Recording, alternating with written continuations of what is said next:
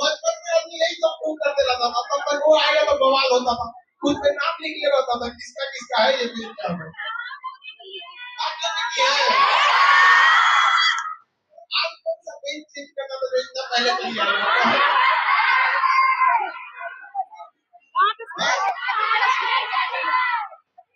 तो देखिए आप लोग भी बहू लोग, जैसे आप लोग इतने बच्चों को पढ़ाए, आप लोग बड़ी बहुत शिक्षा दी है, आप लोग भी बहुत जल्दी जल्दी मेहनत करके जल्दी से जॉब लेना है। और क्या भी बोलनी होता है तो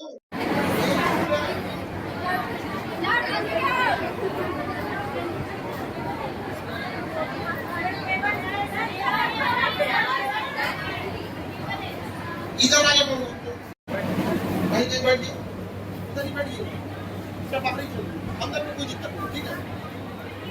तो जैसे कि बहुत सारे कोचिंग में होता है ना कि वो बच्चों का एडमिशन ले लिया गया है, ये नहीं हुआ है यहाँ पे, तो हम उसी कोचिंग में हम लोग भी गए थे, मतलब वहाँ पे तो बहुत सारे बच्चे थे, सब कह रहे थे, हल्ला कर रहे थे कि आप टीचर ठीक ठाक नहीं पढ़ा रहे हैं, ये है वो है, बहुत बवाल हुआ। तो एक परिचय के हमारे थे, वही कहे कि खान कर जाइए ना, पढ़ा दीजिए वहाँ पे। तो हम कहे दो पढ़ाने आए हम। तो उसके बाद हम क्या बोले यहाँ पे, पहले उनको डांटे, चुप एकदम गधा कहीं का, पहले सुनिए यहाँ पे। उसके बाद से 1 घंटे का क्लास था, 1 घंटा का क्लास लिए, उसके बाद से उन सबको कहे आप बताओ कल से हम पढ़ाने नहीं आएंगे। तो कह रहा है कि नहीं नहीं नहीं नहीं पुराने वाले को हटा दीजिए, अब आप ही पढ़ाइए। हम कहे गधा सर अभी तो तुम कह रहा था, अभी तो तुम कह रहा था कि मतलब उधर नहीं यहाँ पे। तो हमारे और भी अभी वो मैथ की टीचर है, सरकारी नहीं वो बोले उनसे हम बताएं कि सर ऐसा ही सब बात है, विद्यार्थी सब तो नया विद्यार्थी से बड़ा बदमाशी करता है सब। तो फिर धीरे धीरे चीजें आप टाइम नहीं पा जाती है। वो 6 विद्यार्थी से अगले दिन 10 हुआ, 50 हुआ, 100 हुआ, और पता नहीं कैसे कैसे आज दुनिया का सबसे बड़ा एजुकेशनल चैनल हो गया, पता ही नहीं चला है। और बिहार की धरती में कुछ न कुछ है, चाहे महावीर स्वामी हो, चाहे महात्मा बुद्ध हो, चाहे महात्मा गांधी हो, चाहे आप केजीएस हो, तो वहां से धीरे धीरे स्टार्ट यहाँ तक आगे पहुंचा। लेकिन हमेशा याद रखिएगा, अपने आप में कुछ जीवन का सिद्धांत बनाइएगा। यहाँ पर हम लोग भी जब पढ़ाने लगते थे तो चाहे उस टाइम से लेके आज भी हमेशा यही ध्यान रहता है कि चाहे कितना भी कमजोर विद्यार्थी हो, जब वो पढ़ने आए तो उसे किसी भी तरह कितना बकलोल रहेगा, समझने में कोई दिक्कत होता है? अब हम लोग बकलोल नहीं रहेंगे ना।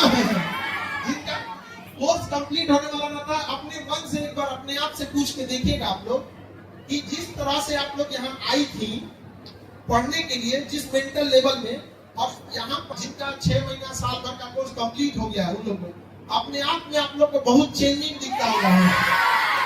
चाहे वो पढ़ने के तरीका में हो, सोच में हो, थिंकिंग में, हर चीज में बहुत चेंजिंग आता होगा। और हमेशा कुछ चीजों को आप लोग भी इम्प्लीमेंट कीजिएगा। कभी भी जीवन में ईमानदारी से और डिसिप्लिन से काम कीजिएगा।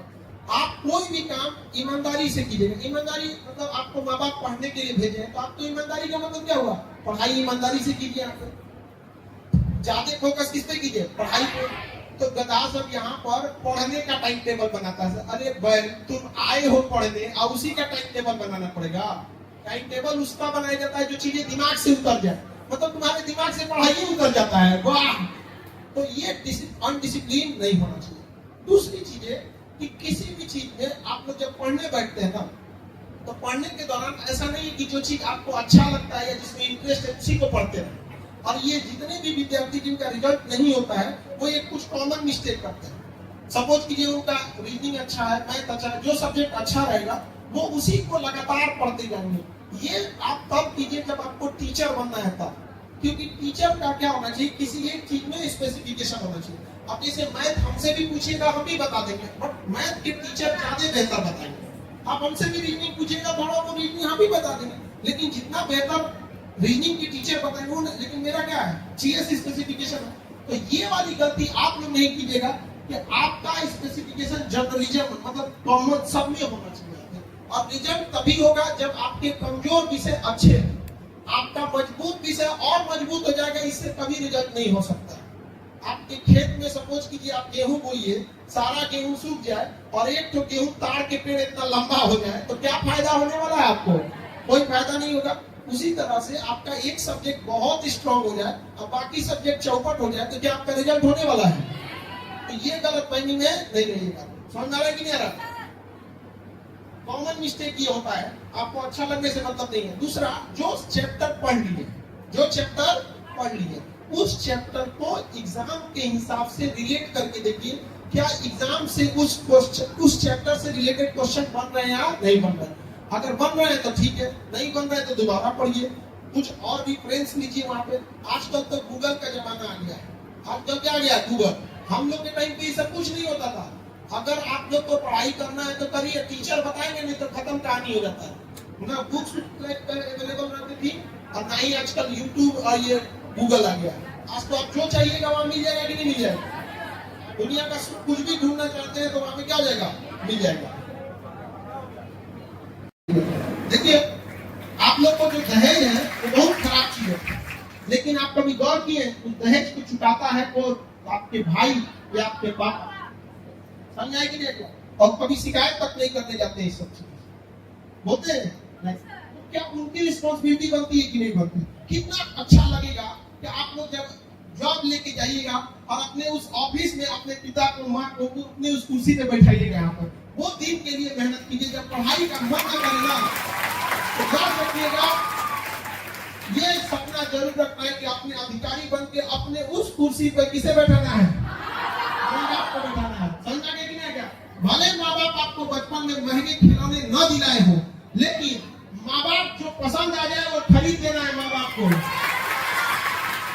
आपका बचपना गरीबी में बीता हो, लेकिन बाप माँ का बुढ़ापा कभी गरीबी में नहीं बीतना चाहिए। हमेशा इस चीज को जब भी पढ़ने का मन न करे तो याद रखिएगा, आपकी माँ के आंख में आपका सपना है, आपकी माँ इंतजार कर रही होगी यहाँ पर। भले आपने इसमें से बहुत सारे बच्चों का घर टपक रहा होगा इस टाइम, गांव का घर जो होगा उनका टपक रहा होगा, किसी के गांव के घर में पानी घुस गया होगा, लेकिन माँ बाप आधा पेट खा के आपको पैसा दिए होंगे कि मेरा बेटा बेटी वहां बढ़िया से पढ़ेगा, उसको कोई दिक्कत नहीं होगा। भले अपने ना खाए, लेकिन एक बार आपको पूछी होंगी, अपना कम खा के आपको पैसा टाइम से भेज देती होंगी कि बाबू को कहीं बोलने मम्मी को कोई दिक्कत ना हो। इसके बाद भी पूछती हो। अब इसके बावजूद अगर आप यहाँ अगर ऐसे कर माँ बाप का पैसा बर्बाद कीजिएगा तो याद रखिएगा, जो अपना नहीं हुआ ऊपर वाला भी उसका नहीं होता। यहाँ बच्चों के देखिए, कई बार गार्जियन, माँ बाप, शिक्षक आपको समझाते हैं, उसका कई बार बच्चों को बुरा लग जाता है। जैसे बोलते हैं कि इधर उधर मत घूमो, ज्यादा दोस्ती उस्ती मत बढ़ाओ, क्योंकि हम लोगों को समाज का असली चेहरा देख चुके हैं। समाज का तजुर्बा आपसे ज्यादा बेहतर है हम लोग के पास। इसीलिए डांटते हैं कि जिस नजरिए से आप समाज को देख रही हैं, समाज इतना भी अच्छा नहीं है। अपना समझ के ही कोई आपको बोलता है कि बाबू पढ़ाई कर लो, अच्छे से रहो, अच्छे से कपड़े पहनो, वरना अगर किसी को परवाह नहीं होता है ना तो किसी को नहीं बोलने जा रहा है। इतना समाज नहीं है यहाँ पर। लेकिन आपको जो लगता है कि कोई आदमी आपसे बेहतर ढंग से बात कर रहा है तो आपको लगता है कि वो भी बेहतर है, ऐसा नहीं है। आपसे कोई इज्जत से बात करेगा तो आप खुश हो जाएंगे। अब वही कोई लड़कों से अगर कोई बहुत इज्जत से बात करेगा तो डर जाएगा कि भाई बड़ा आराम से बतियाया है, बड़ी इज्जत दिया है, क्या बात है। रीजन जानते हैं, आप जीवन में जितने लोगों से मिली होती है उतने लोगों से लड़का सब धोखा खा के बैठा है सर। अब बड़ा मुश्किल है उस शख्स को गिराना जिसे ठोकरों ने चलना सिखाया है। तो जीवन में आप लोगों को ठोकर थोड़ा कम लगा होता है, क्योंकि बहुत सारे काम जो होते हैं ना माँ बाप और भाई करके दे देते हैं, तो उनकी भी बातों को समझना है। और ठोकरों से अपनी ठोकर लग लग के सीखिएगा तो पैर पूछा जाएगा। बेटर है दूसरों के ठोकरों से भी सीख ले। क्या जाता है यहाँ पे, कोई सामने वाला इंसान बोल रहा है तो सीख लेते हैं उससे, क्या पता कि बेहतर बोलता हो, 10 बात बोल रहा है उसमें 2 तो अच्छा ही होगा यहाँ पर। और हमेशा एक चीज याद रखिएगा, दुनिया जिस हिसाब से दिख रही है उस हिसाब से नहीं है। इससे हमेशा ध्यान रखना है आप लोगों को। समझ रहा है कि नहीं आ रहा है? कितना भी जब भी पढ़ाई से अगर आपका मन भागे तो इस पे जरूर ध्यान दीजिएगा। और माँ बाप हमेशा आपका भला चाहते हैं। अभी भले आप लोग को लगेगा जिस दिन आप कामयाब हो जाएंगे लोग ना, सारा सपना पूरा हो जाएगा।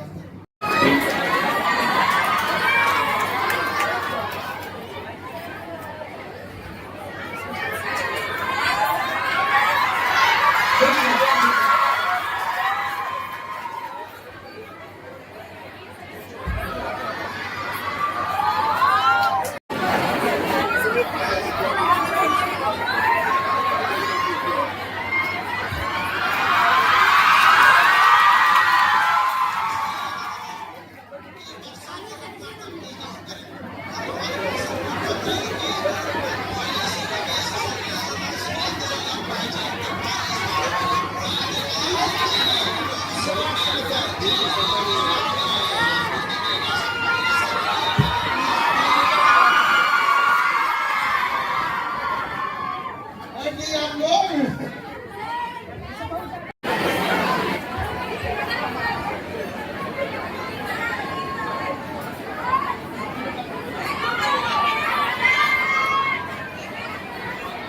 अब आप लोग बैठ जाइए सब बैठ गए लोग।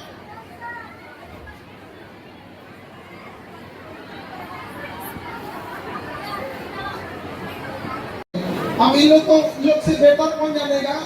दिल्ली मुखर्जी नगर में ज्यादातर यहीं के बच्चे भरे हुए हैं, क्यों सर?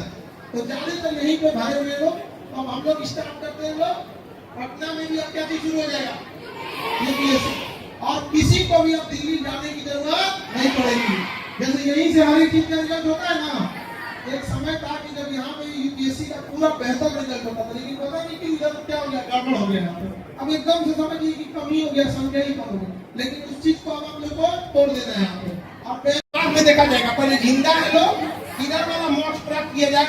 माँ बाप समाज ये लोग इतना बोलते रहता है, लोग बात बात पे कि ऐसे होगा वैसे होगा, दुनिया भर का नसीहत देते रहते हैं। ऐसा लगता है जैसे आप लोगों को कुछ पता ही नहीं है, नहीं जान जाए। अरे यहाँ कोई विद्यार्थी 10-5 नंबर के आगे पीछे के होने की वजह से बेचारा फेल हो जाता है, और उसकी पूरी मेहनत को लोग लात मार के चले जाते हैं। 2-4 नंबर आगे पीछे अगर रहता ना तो फिर वो लोग भी दिखा देते लोग। तो बस वही 2-4 नंबर और आपको क्या करना है, मेहनत करके लेते आना है, टेंशन खत्म हो जाएगा। समझ रहा है कि नहीं आ रहा है?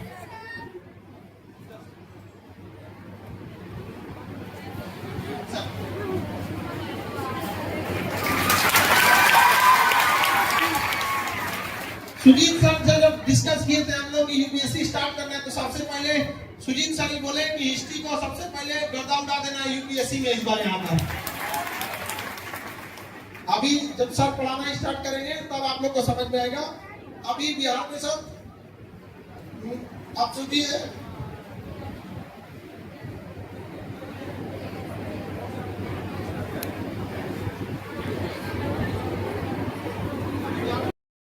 इतिहास में गर्दा उड़ाने की। ठीक, मैं तो बस इतना ही कहूँगा आपको एक लाइन में, ठीक है, कि जब आप यूपीएससी एग्जाम के लिए जाएंगे और हिस्ट्री का पेपर जब आप वहां देखेंगे, तो मैं उम्मीद करता हूँ कि पेपर आपसे डरेगा, आप पेपर से नहीं डरेंगे। आसपास जो मेरे स्टूडेंट रह चुके हैं, और मुझे लगता है 100 से ज्यादा बिहार पब्लिक सर्विस कमीशन से जुड़े हुए लोग होंगे। खासकर इसमें बहुत सारे डीवाईएसपी हैं और एसडीएम हैं, ठीक है। तो इस तरह के बहुत सारे पोस्ट पे लोग हैं यहाँ पे, और बहुत लंबा अनुभव है मुझे पढ़ाने का, करीब करीब 20 साल हो गया, 18 साल से मैं पढ़ा रहा हूँ।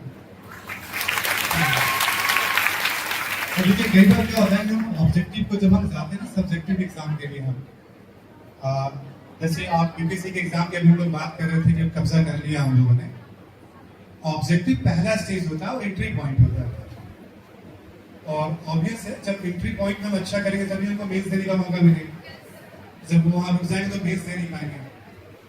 अब जब मेंस की तैयारी थोड़ी डिफरेंट होती है, ठीक है, मेंस की तैयारी थोड़ी डिफरेंट होती है, चाहे वो बीपीएससी हो चाहे यूपीएससी हो, और दोनों के क्वेश्चन का एक बहुत अच्छा लेवल है। आप सब जितने भी लोग यहाँ बैठे हुए सबको आइडिया होगा कि प्रारंभिक परीक्षा के नंबर फाइनल सिलेक्शन में ऐड होते हैं क्या? बट मुख्य परीक्षा का ऐड होते हैं ना, इंटरव्यू के भी ऐड होते हैं। बट मुख्य परीक्षा और इंटरव्यू दोनों को मैच करेंगे आप, तो आप देखेंगे मुख्य परीक्षा का वेटेज बहुत ज्यादा होता है, यानी आप बहुत अच्छे रैंक से क्वालिफाई करेंगे। इसमें बहुत बड़ी भूमिका होगी मुख्य परीक्षा की। मुख्य परीक्षा में क्या होता है कि आप से प्रश्न पूछे जाएंगे और आपको राइटिंग करनी सबको पता है, आप जितना मेहनत कर सकते हैं करेंगे आप, बट आप राइटिंग करके आएंगे तो उसी राइटिंग के बेसिस पे आपको नंबर मिलना है। मैं बार बार इस शब्द का प्रयोग करता हूँ यहाँ पे कि मुख्य परीक्षा का मतलब होता है अपनी हाथों से अपने मुकद्दर को लिखना, अपने हाथों से अपने मुकद्दर को लिखना। एक शिक्षक के रूप में हमारी भूमिका क्या होती है कि आप जब राइटिंग करें तो हम अपने अपने विषय में आपको इस तरह से तैयार रखें और इस लेवल पे आपको हम रेज करें। जैसे आज हमारा रीडिंग डे भी है, आज हमारा स्थापना दिवस भी है, वैसे ही मेंस में हम आपको इस तरह से रेज करें। मुख्य परीक्षा को लेकर के अपने वाले सेक्शन में मैं आपको इतना श्योर कर सकता हूँ पिछले 18 साल के टीचिंग एक्सपीरियंस के आधार पर कि आप चाहे बिहार लोक सेवा आयोग की मुख्य परीक्षा हो या संघ लोक सेवा आयोग हो, यदि आप नहीं लिख पाएंगे एग्जामिनेशन हॉल में तो हिंदुस्तान में कोई नहीं लिखेगा आंसर। ये मेरा घट्स है जिसमें 18 वर्षों का, और वाकई आप नहीं लिख पाएंगे तो शिक्षक को भी पसीना आ जाएगा एग्जामिनेशन हॉल में। बच्चों की बात छोड़ दीजिए आप, तो आपको उस लेवल पे मैं ले जाऊंगा मुख्य परीक्षा में, यहाँ एडवांटेज नहीं मिलने वाला है। इंटरव्यू के बारे में आप सब जानते हैं, इतनी सारी बातें होती रहती है। इंटरव्यू पूरी तरह से आपके हाथ में नहीं होता है, वहां 4-5 अनुभवी लोग बैठे रहते हैं और बहुत सारा सिचुएशन पे डिपेंड करता है वहां जवाब देते हैं। बट मुख्य परीक्षा पूरी तरह से आपके हाथ में होता है। तो हिस्ट्री को लेकर के सर ने जो जिम्मेवारी सौंपी है और आपकी जो अपेक्षाएं हैं, क्योंकि जब क्लासेस चलेंगी तो मुझे लगता है कि कहने से ज्यादा हम कुछ करें, और जब आप महसूस करेंगे तो आपको बहुत मजा आएगा। ठीक है, आप महसूस करेंगे तो बहुत मजा आएगा। एक छोटी सी बात और कि जैसे इतिहास जब आप पढ़ेंगे तो इतिहास में क्रांतियों का जिक्र बहुत होता है। क्रांति सब सुना है क्या ना सभी लोगों ने? क्रांति का आइडिया है ना, क्या होता है क्रांति? जब व्यवस्था पूरी तरह से बदल जाती है। फ्रांसीसी क्रांति सब सुना है क्या? फ्रांस में राजतंत्र था तो लोकतंत्र आ गया। अमेरिकी क्रांति सुना है? अमेरिका में औपनिवेशिक शासन था तो वहां पे गणतंत्रात्मक व्यवस्था स्थापित हो गई, पहला रिपब्लिक बना दुनिया का। रूसी क्रांति का नाम सुना है? वहां पर भी राजतंत्रात्मक व्यवस्था थी और वहां पर साम्यवादी व्यवस्था थी। ये सब ना राजनीतिक क्षेत्र में क्रांतियां हैं जो आमूल व्यापक बदलाव लेकर के क्रांति में एक यहाँ जो शिक्षा क्रांति हुई केवल पैसे वाले के लिए नहीं होगी। हम सब भी बहुत लंबा अनुभव दिल्ली में पढ़ाने का, बहुत मैसिव एक्सपीरियंस है, और जब हम आप पढ़ेंगे तो ऑब्वियस है बहुत सारी चीजों को हम लर्न करेंगे, बात करेंगे आपसे। हम जब पढ़ाते थे और कोई बच्चे हमारे पास आ जाए बात करने के लिए, इस तरह में बहुत समस्या है, बहुत समस्या, तो हम लोग, और सर का जब भी सर से जब भी कुछ मैं पढ़ता रहा हूँ, सर के बारे में जानता रहा हूँ, मैंने देखा है कि पूरे अखंड भारत को शिक्षित करना है। देखो आप इस लेवल पे जो एक वैकल्पिक शिक्षा की बात करते हैं, हम एक सरकारी शिक्षा व्यवस्था है और एक अल्टरनेटिव सिस्टम है। इसमें तो कोई दो राय नहीं कि आज खान सर लगभग सभी घरों में मौजूद हैं हिंदुस्तान में। और एक शिक्षा की बात होती है कि हम कैसे हिस्ट्री पढ़ाते हैं, ज्योग्राफी पढ़ाते हैं, पॉलिटी पढ़ाते हैं, और एक शिक्षा की बात होती है व्यवहारिक ज्ञान। जब मेरी माँ प्रतिदिन 4-5 वीडियो खान सर का देखती हैं तो वो कल्पना के परे है, उस शिक्षा को हम क्या नाम दें? जब मेरी माँ खुद वीडियो देखती रहती है खान सर के, हम तो औपचारिक शिक्षा की बात करें कि हमने 40 लाख लोगों को दिया, हमने 4 करोड़ लोगों को दिया, और मेरे गांव में पास में मेरा घर पड़ता है यहीं पे। भाई देखा यही का रहे वाला नहीं क्या? हमारे घर भोजपुरी क्षेत्र में पड़ी, बट लंबे समय से हम दिल्ली विश्वविद्यालय में चूंकि छात्र रहा नहीं, दिल्ली विश्वविद्यालय के ग्रेजुएशन पोस्ट ग्रेजुएशन सब हुए थे DU से। हमारी इच्छा है वो जबरदस्ती पटना में हम कभी पढ़ाएं। हम कोशिश भी कही कैसे पहले भी कही हली, बट कभी मौका ना मिला हमारा के। संयोग कुल ऐसा बैठा कि बाबूजी के इलाज के दौरान जब हम पटना आए थे हम, तो घरी सर के ही फोन आई हमारा घरी, मतलब कि सर आप पटना आए हैं तो ये अपना ही घर है, आपका घर है, और इलाज के दौरान पिताजी को जो जिस भी तरह की आपको जरूरत पड़ेगी आप समझिएगा अपना ही घर है, और जब भी मौका मिले मुलाकात करते हैं। किया ना कि हम लिख दिए अपने उस पे लेटर पैड पे, आगे समझिए जब भी यही करेंगे। हमको अगर पता रहता है कि इतना आराम से मैनेजमेंट कर देंगे तो हम पक्का इसके बाद का शेड्यूल कर दिए रहते हैं इलाहाबाद का। अब हम जस्ट नेक्स्ट वीक इलाहाबाद आ रहे हैं। सर ये बच्चों का निवेदन है बाहर, लॉज में घेर लिया था सर को। जल्दी आइए लोग, ये बच्चों का निवेदन है वहां का इलाहाबाद का।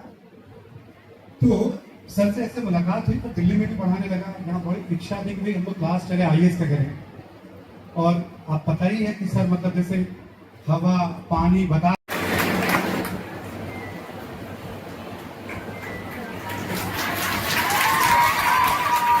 चंद्रोगी में किसी को डर ही नहीं लगता है।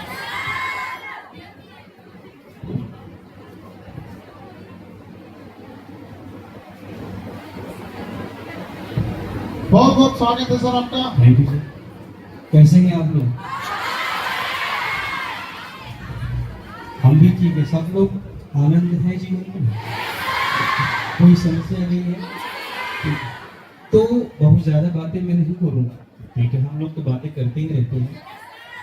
थोड़ी सी बातें मैं आपको इतना बताऊंगा कि जब भी खान सर के साथ जुड़ने का मुझे मौका मिला कि खान सर ने अखंड भारत का एक कार्यक्रम चला रखा है, एक यज्ञ चला रखा है, मुझे बड़ी गर्व की अनुभूति हुई कि मैं भी इस यज्ञ में अपना कुछ योगदान दे सकूं।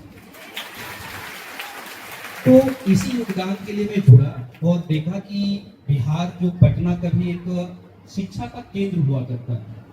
जब कहीं कुछ नहीं था तो यहाँ पे नालंदा यूनिवर्सिटी हुआ करती थी, ठीक है? बुद्ध क्या कहते हैं, यहीं से आए। तो ऐसी धरती पे काम करने का मौका अगर मिला तो छोड़ना इसे सबसे बड़ी बेवकूफी है, ठीक है? तो मैंने इस मौके को लपका और सोचा कि पटना की धरती पे आऊं और आप लोगों की यहाँ सेवा में जुड़ जाऊं, ठीक है? यही मेरा उद्देश्य होता है। बाकी क्लासेस में हम और आप मिलते रहते हैं। हमारा उद्देश्य यही रहता है कि आप लोग पढ़ें। जिस दिन आप इस क्लास में आते हो उस दिन से लेकर के लास्ट तक आप कभी देखिएगा आपके कैरेक्टर में जमीन आसमान का परिवर्तन हो जाएगा। याद कीजिए, पहले दिन जब आप क्लास में आते हैं तो कैसे होते हैं और जिस दिन आपकी क्लास खत्म होती है तो कैसे होते हैं। जमीन आसमान का कैरेक्टर में चेंजेस आ जाता है। ये जो प्लेस है ये केवल और केवल आपको एजुकेशन नहीं,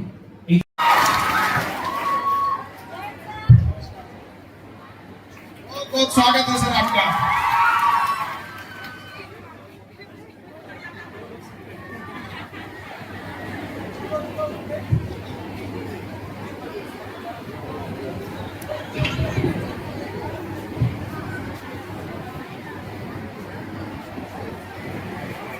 स्वागत है सर आपका केजीएस में। सर नमस्कार। नमस्कार। आप सभी को तो कैसे हैं आप? मेरे प्यारे विद्यार्थियों में तो एक ही बात कहना चाहता हूँ, मैं कैसा हूँ? एकदम सही हूँ।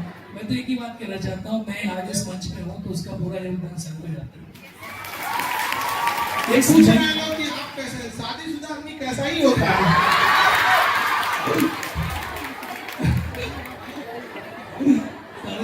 ये सर को अभी सबको एक्सपीरियंस है, लेकिन सर को, लेकिन सर क्या रहेगा, जो व्यवहार का एक्सपीरियंस है ना बहुत ज्यादा है। अच्छा नहीं नहीं ऐसा नहीं है। आप जहाँ जाएंगे हमको वहीं ले जाइएगा। ये अलग हो गया कि जब राजस्थान ले गए ये कहते हैं, जब यूपी ले जाएंगे यहाँ से मथुरा जाएंगे सब, मथुरा नहीं, हम अगर मथुरा चले जाए राजस्थान, आप ये कह रहे हैं कि हम राजस्थान में देख के रखे हुए आपको राजस्थान में लेकर चले जाते हैं। हम यहीं पर सही है, एकदम परफेक्ट एकदम। ये भी बात। सर की शादी तो मैंने मैडम से बात करके हरियाणा से ही होगी।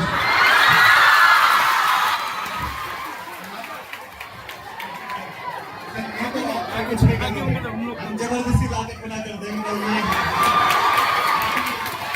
वो तो है। हम ऐसे ही ठीक है सर, वरना हम इतना वर्किंग कहाँ कर पाएंगे आप? इतना संभालना बड़ा मुश्किल हो बहुत जाता है। मुश्किल है, बहुत मुश्किल है। तो मेरे प्यारे विद्यार्थियों, मैं यही कहना चाहता हूँ कि देखो सर जो है, सर ने हमें इस मंच के साथ जोड़ा। सर इस मंच के शहंशाह है, बादशाह है, और मैं क्या ही कहूँ, सर के लिए एक बार जोरदार ताली बजाइए आप, क्योंकि मुझे जो पढ़ाने का मौका मिला है उसके पीछे सर का पूरा योगदान है। तो मैं तो बस अपना एक कार्य कर रहा हूँ, और आप जानते हैं पॉलिटी पढ़ाता हूँ, है ना? तो पॉलिटी सब्जेक्ट कुछ ऐसा है कि पॉलिटी के बारे में कहा जाता है कि पाठ पढ़ना, याद करना, याद करके सोचना। पाठ पढ़ना, याद करना, याद करके सोचना, सोचकर लिखना, लिखकर फिर सोचना। आर्टिकल रोज रटता हूँ प्रभु, आर्टिकल रोज रटता हूँ प्रभु, रात को याद करता, सुबह मामला मिलता साफ है। तो पॉलिटी सब्जेक्ट है, मैं आपको पढ़ाता हूँ, और उम्मीद है पूरी कि आप भी अच्छे से पढ़ेंगे और ऐसे हमारा आपका साथ चलता रहेगा। आप सबको बहुत बहुत मामला अगर कुछ हो गया, सपोज कीजिए इनका कुछ बिगड़ गया, फिर हमको बोलेंगे, फिर हम इनसे पूछेंगे सॉल्व कैसे किए थे। अगर उसी से मिलता जुलता इधर बवाल हुआ तो हम कहते देखिए ये वाला डिपार्टमेंट कैसे सॉल्व किया था आपकी। सबसे पहले और पर सभी लोगों को केजीएस की वर्षगांठ की ढेरों शुभकामनाएं। और मैं सबसे पहले, क्योंकि आज केजीएस की एनिवर्सरी है, तो सबसे पहले मैं आपको ये कहना चाहूंगा कि केजीएस की विशेषता वास्तव में क्या है। केजीएस को सर ने एक महान उद्देश्य के साथ स्थापित किया है, और वो महान उद्देश्य अखंड भारत को शिक्षित करना है। लेकिन जब आप देखेंगे कि सर का आपके प्रति जो वास्तव में स्नेह है, प्रेम है, शिक्षा देने का जो उनका आपके प्रति एक योगदान है, वो तो वास्तव में है। लेकिन सर ने जो केजीएस में कार्य संस्कृति हमारे अमित श्री सर, आपका बहुत बहुत स्वागत है। आपको राजस्थान छोड़ के बिहार में कैसा लग रहा है?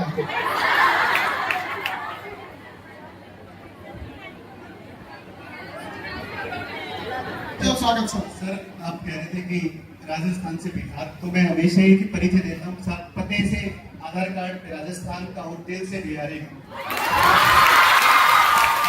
मन भी नहीं करता है वापस लौटने का। क्या हाल चाल बा? ठीक बा?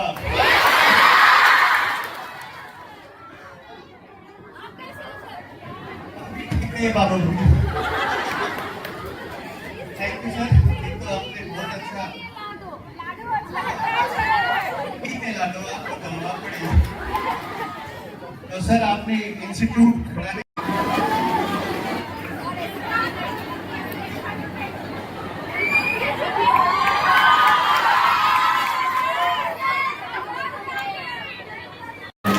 ये बहुत ही पावन अवसर है और हम सभी ने मिल करके इसे बनाया है ना।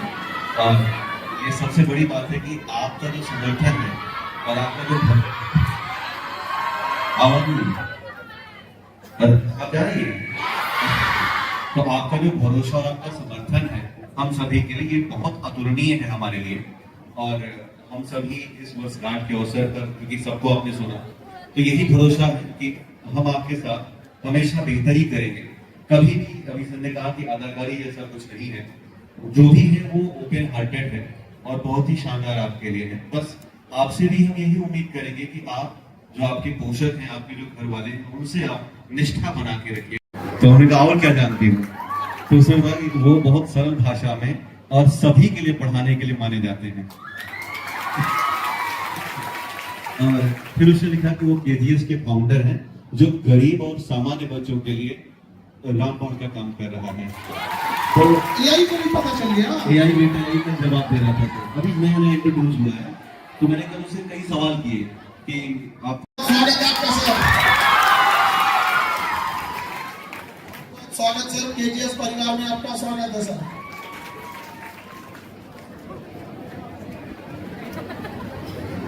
सौभाग्य है कि मैं केजीएस की दूसरी एनिवर्सरी में सर के साथ हूँ। और सर हमेशा रहेंगे अब आप लोग सब लोग यहाँ पे बच्चों के लिए। आप लोग को सबको सर केजीएस को एक गरीब और मिडिल फैमिली के लिए केजीएस का रहना बहुत जरूरी है, वरना शिक्षक के रूप में व्यापारी लोग इसको बेच देंगे लोग एजुकेशन सिस्टम को।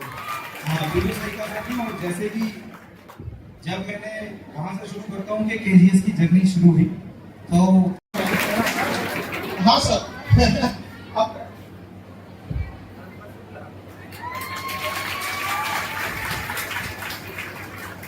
अब जब तक आपका डिपार्टमेंट हम लोग जब तक आपका डिपार्टमेंट इन लोग के घर ज्वाइनिंग लेटर नहीं लेके पहुंच जाता है ना, तब तक इन लोग की खुशी के ऊपर, जो सस्पेंस के ऊपर एक जो पूर्ण विराम लगता है ना, वो नहीं लगता है। हम लोग तो इन लोग को पीटी, मेंस, इंटरव्यू जहां तक ढकेल के पहुंचा सकते थे पहुंचा देते हैं। लेकिन आपका डिपार्टमेंट बहुत अच्छे से सर करता है यहाँ पे इन लोग के लिए वर्क। और दुआ है कि आप सब इन सब के यहाँ ज्वाइनिंग लेटर आपका डिपार्टमेंट जल्दी से जल्दी पहुंचाया आपका। बहुत बहुत सर स्वागत है।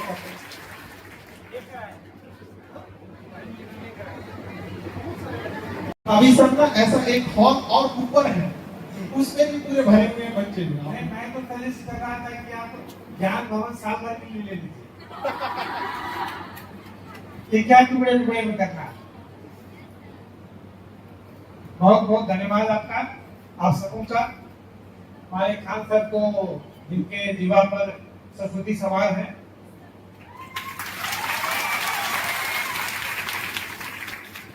और कितना कितना किया जा सकता है, मुझे लगता है बड़े बड़े स्तर पर जितना नहीं सोचा जाता है उससे ज्यादा खान साहब कर रहे हैं। अभी हम लोग ऊपर में बात कर रहे थे कि भारत सरकार, बिहार सरकार को विमेन पर जितना ही प्रोग्राम करना है, इधर तो जाने की जरूरत नहीं, यही करना चाहिए। बादल और दूध मतलब संदेश दे रहे हैं। तो भारतीय में लिखा गया था मेघदूतम, आज उसी को ना कहते हैं क्लाउड सिस्टम, गूगल क्लाउड है कि नहीं यहाँ पे?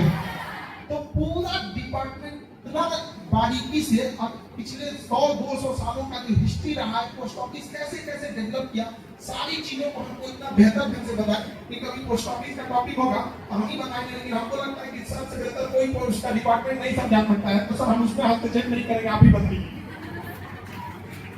अरे ग्रेजुएट के ऊपर क्या होता है? टीचर को हिंदी में क्या बोलते हैं? मास्टर। उसके ऊपर क्या होगा? Post master. समझे? मुझे जब बुलाया गया, मुझे क्यों बुलाया गया? देना मास्टर और पोस्ट मास्टर ना समझ, ठीक है? अच्छा, आप लोग में से कितने लोग हैं जो आज भी पत्र लिखते हैं?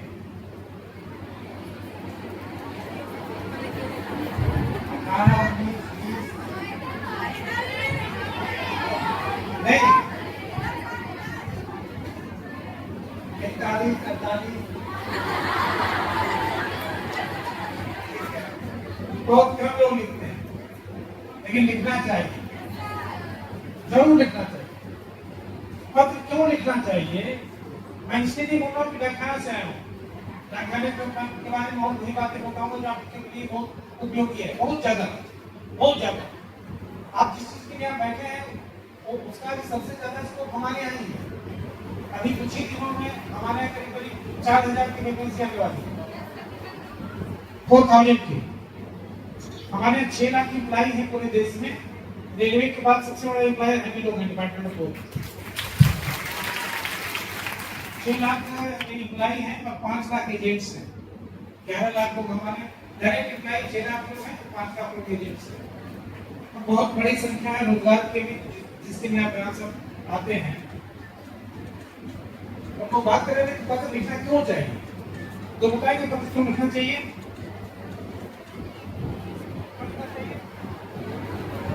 पत्र इसलिए लिखना चाहिए कि आप जब पत्र लिखते हैं तो जिनको आप पत्र जितना अच्छा यहाँ डेवलप कर सकता है, कहीं डेवलप नहीं कर सकता।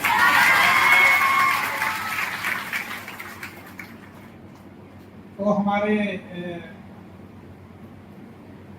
हाफिज अजीज खान साहब, आप लोग के हम लोग के सबों के प्रेरणा के स्रोत, हमारे सहकर्मी मित्रगण, अधिकारी पदाधिकारीगण, और सबसे इम्पोर्टेंट आप लोग आज के चीफ गेस्ट हैं, और इनफैक्ट हर रोज के चीफ गेस्ट आप हैं।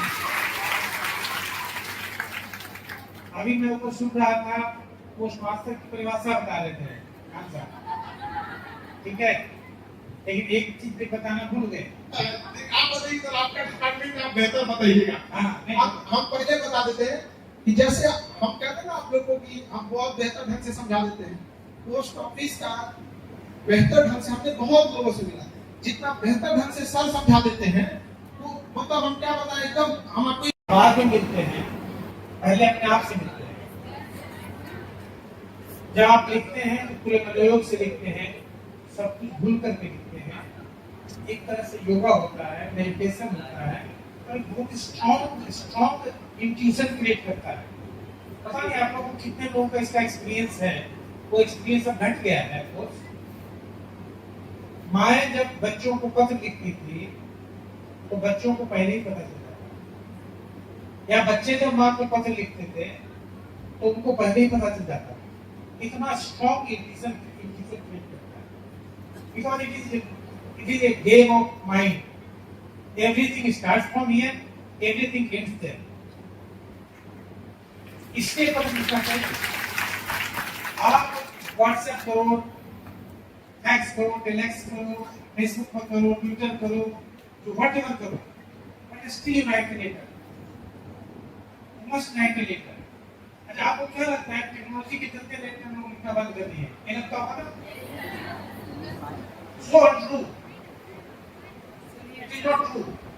देखो अभी नीदरलैंड में पर पर्सन पर ईयर लोग 1000 से 1200 पत्र लिखते हैं पर डे, पर ईयर 1000 से 1200 पत्र लिखते हैं। यूके में ये करीब 800 है, अमेरिका में करीब वही 700 750 है। They write very short letter, but they write because अपने हाथ से जो काम आप करते हैं, आपको जो भी काम अपने हाथ से करते हैं उसमें एक अलग तरह की गुणवत्ता होती है। वो एक पैकेज है।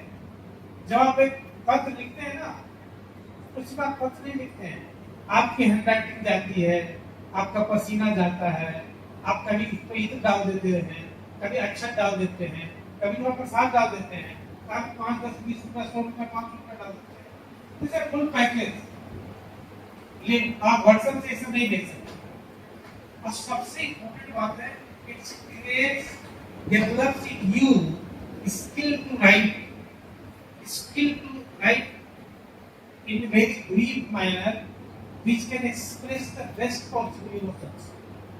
आपके इमोशन का सबसे बढ़िया एक्सप्रेशन आप पत्र में डालते हैं, वो आपके राइटिंग स्किल्स को डेवलप करता है। इसलिए आप कुछ भी करते हैं, अपने मित्रों को, अपने माता जी को, अपने दादी जी को, अपने दादा नाना नानी को एक पत्र लिखते हैं, क्योंकि चिट्ठी जोड़े दिल के तार। आप जितना ताली बजाएंगे उतना जल्दी मैं जाऊंगा, नहीं बजाएंगे मैं रुका लगूंगा।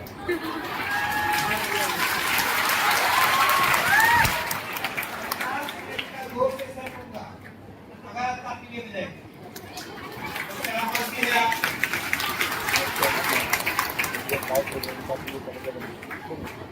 ठीक है। It matures you when you write. उसी का एक छोटा सा पार्ट है। लेटर राइटिंग ज्यादा इंपॉर्टेंट इसलिए है कि उसमें आप अपने इमोशंस डालते हैं। आप उसमें आप कई बहुत सारे शेर हैं, बहुत शायरी है, गाने हैं, इतना गाना है, डाक पर, डाकिया पर, डाकघर पर, चिट्ठी पर, पूरी शायरी है। हमें बुरा लगता है किसी का कहानी। एक तरफ हम लोग होते थे, आप लोग एक तरफ आप लोग होते थे, या तो डरते होता था या कोरोना जी होते थे। क्या पहले शायरी में और गाने में यही तो लोग लगाई, कोई दिक्कत नाम क्या गैस बनी थी मिस यूनिवर्स, बिहार से पहली बार बनी तो मिस यूनिवर्स। नाम पता नहीं है? क्या पढ़ते हो भाई, क्या देखते हो?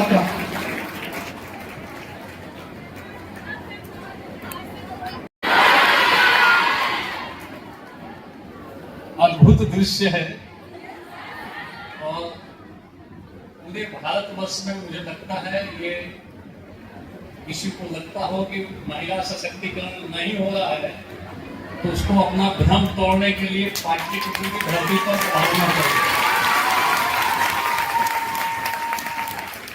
आप सब जीवन के विभिन्न क्षेत्रों में आगे बढ़ें और जो संभावना आपके भीतर विद्यमान है वो वास्तव में साकारित हो, उसमें अपना भी योगदान रहे। इस सब में केजीएस आप सबके साथ है।